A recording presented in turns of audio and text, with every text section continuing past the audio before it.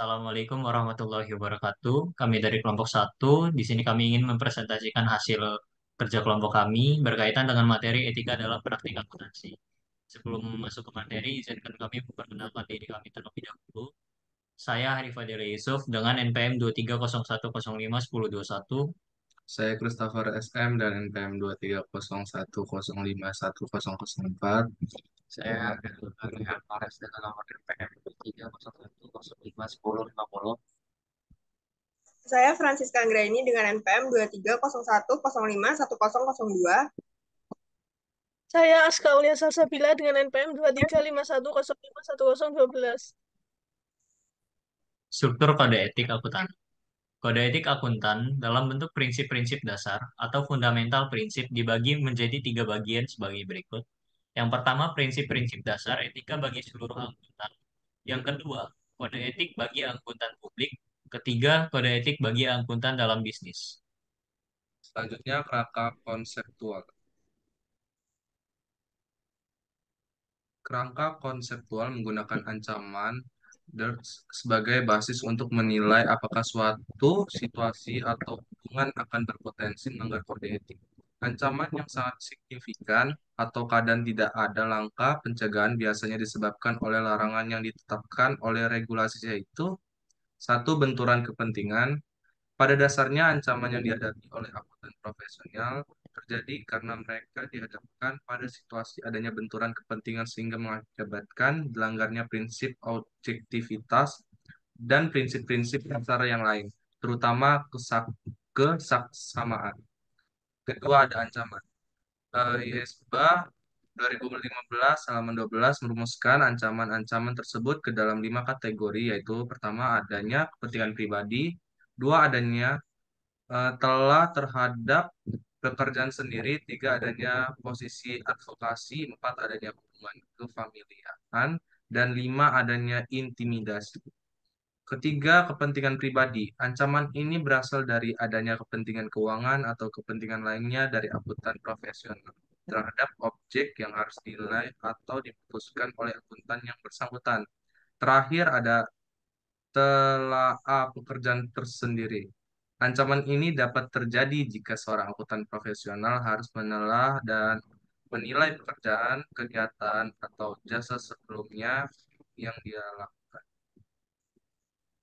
Kerangka konseptual advokasi. Ancaman ini berasal dari situasi saat akuntan profesional berada dalam posisi untuk membela klien atau pemberi kerja pada saat yang bersamaan dengan penugasan atau pekerjaan yang memerlukan objektivitas.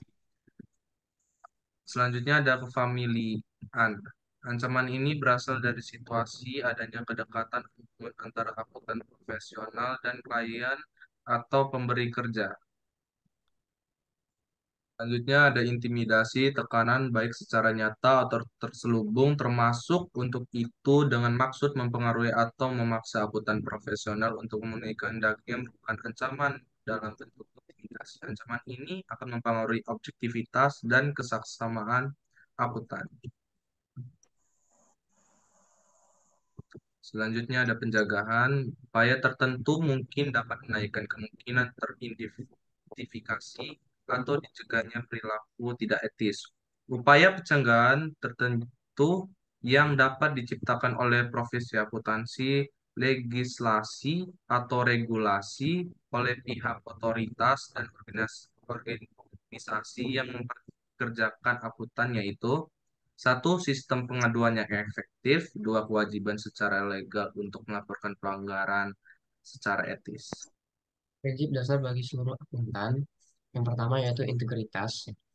Prinsip integritas oleh ISBA dinamakan dengan kalimat to be straightforward and honest in all professional and business relationship. Integrity also implies fair dealing and truthfulness. Selanjutnya, objektivitas. ISBA pada tahun 2015 halaman 10 menyatakan prinsip objektivitas sebagai not to allow bias, conflict to interest, or undue influence of other to override professional or business judgment. Prinsip dasar ini mengacu pada sikap tidak memihak, tiada konflik kepentingan, dan tidak terimanya tekanan dari pihak lain yang dapat mengesampingkan pertimbangan profesional dan bisnis. Selanjutnya, kompetensi profesional. Terdapat 3 hal yang perlu diperhatikan dalam prinsip ini, yaitu tataran dan cakapan. Satu, mempertahankan pengetahuan dan keahlian profesional. Kedua, pada level yang diperlukan untuk menimbulkan klien. Berikutnya akan jasa profesional. Ketiga, berdasarkan perkembangan terkini mengenai praktik, legislasi, dan teknik. Dan selanjutnya, yaitu ada kesaksamaan. Kesaksamaan sendiri diterapkan dalam tahap penerimaan, pelaksanaan, penyimpulan, pelaporan, dan komunikasian, pekerjaan atau hasil pekerjaan. Kesaksamaan mengharuskan bahwa tidak semua pekerjaan yang kreatif akan selalu terlibat walaupun pekerjaan di dalam perusahaan tersebut merupakan sumber penghasilan bagi akuntan yang bersangkutan. Selanjutnya, kerahasiaan. Kerahasiaan sendiri pada dasarnya semua informasi yang diperoleh sehubungan dengan penugasan harus dirahasiakan. Akuntan tidak diberi hak untuk menginterpretasikan mana informasi yang rahasia dan yang mana tidak. Selanjutnya, perilaku profesional. Perilaku profesional ini eh, akuntan diharuskan untuk mematuhi peraturan undang-undang yang relevan dan menghindari tindakan yang dapat mendiskreditkan profesi ISBA. Yang menyatakan to comply with relevant laws and regulation and avoid any action that discredit the profession. Resolusi konflik. Dalam penerapan kode etik, seorang akuntan profesional mungkin berbeda pendapat dengan akuntan lain atau dengan kantor akuntan atau perusahaan tempat dia bekerja. Langkah-langkah resolusi yang perlu diikuti adalah sebagai berikut. Yang pertama ada perumusan masalah, kemudian konsultasi dengan pihak yang tepat dalam kantor atau perusahaan, selanjutnya konsultasi dengan pihak yang bertanggung jawab terhadap tata kelola perusahaan, dan yang terakhir, meminta nasihat dari organisasi profesi yang relevan atau penasehat hukum. Kode etik akuntan dalam bisnis. Yang pertama ada benturan kepentingan.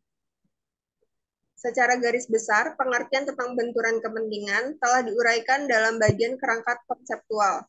Dalam seksi ini dijelaskan tentang contoh-contoh situasi tempat benturan kepentingan mungkin muncul. ISBA melarang akuntan profesional untuk mempromosikan adanya benturan kepentingan dalam pertimbangan profesional dari bisnisnya. Kemudian ada penyusutan dan pelaporan informasi. Akuntan manajemen mungkin terlibat dalam penyusunan dan pelaporan informasi tentang perusahaan atau organisasi tempat ia bekerja. Informasi ini dapat diklasifikasi menjadi informasi untuk publik dan informasi non-publik yang akan dipergunakan di dalam dan di luar perusahaan. Informasi dapat meliputi informasi keuangan atau informasi manajemen, misalnya laporan keuangan, forecast, dan anggaran atau pernyataan kepada auditor eksternal. Selanjutnya ada tenaga ahli.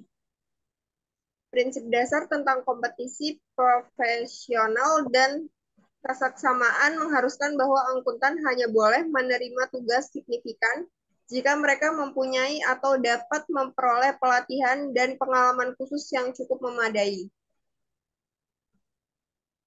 Kemudian ada Kode etik akuntan dalam bisnis. Selanjutnya ada kepentingan keuangan. Adanya kepentingan pribadi dapat menimbulkan ancaman terhadap prinsip objektivitas atau kerahasiaan. Salah satu bentuk dari kepentingan pribadi adalah adanya kepentingan keuangan dari akuntan manajemen. Termasuk dalam situasi ini adalah kepentingan keuangan keluarga langsung atau keluarga dekatnya. Selanjutnya ada godaan. Bentuk godaan yang ditawarkan pihak luar kepada akuntan, manajemen, atau keluarga langsung atau keluarga dekatnya dapat bermacam-macam. Di antaranya hadiah, keramahan, perlakuan khusus, dan pertemanan atau loyalitas. Godaan akan menimbulkan ancaman terhadap prinsip dasar objektivitas atau kerahasiaan jika godaan tersebut dimaksudkan untuk memengaruhi secara tidak pantas tindakan atau keputusan, mendorong perilaku, melanggar hukum, tidak jujur, atau memperoleh informasi rahasia. Contoh kasus pelanggaran etika profesi akuntansi yaitu skandal akuntansi Wirik, Wir, Wirecard adalah serangkaian penipuan keuangan yang melibatkan perusahaan pembayaran Jerman, Wirecard AG. Kasus ini mencuat pada tahun 2020 ketika perusahaan diungkapkan telah melakukan kecurangan dalam laporan keuangan dengan mengklaim memiliki saldo kas yang tidak ada, termasuk sejumlah besar uang yang sebenarnya tidak ada.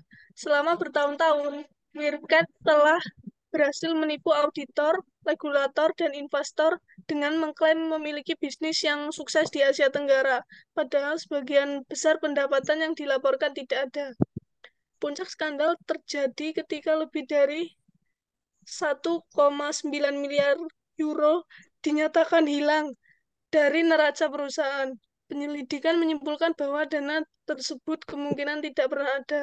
CEO Wirecard, Markus Braun, ditangkap dan pengadilan dimulai untuk menangani tindakannya. Skandal ini memicu kebangkrutan Wirecard, menyebabkan kerugian besar bagi investor dan mengguncang kepercayaan terhadap pasar keuangan Jerman. Skandal ini juga menimbulkan pertanyaan tentang pengawasan regulator dan lemahnya tindakan pengawasan terhadap perusahaan teknologi keuangan di Eropa. Sekian presentasi dari kelompok 1 tentang materi etika dalam profesi akuntansi. Kami akhiri. Assalamualaikum warahmatullahi wabarakatuh.